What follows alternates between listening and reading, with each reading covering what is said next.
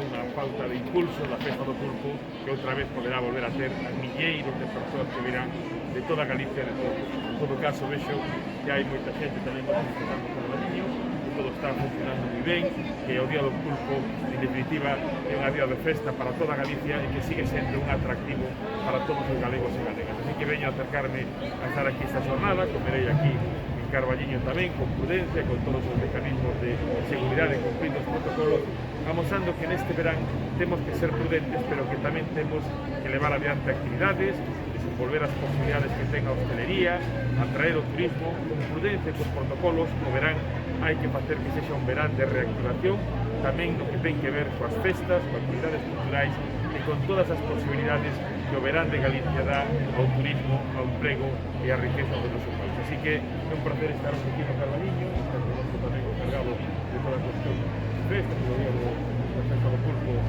da Cal, e desde logo no seu nome lle trasllado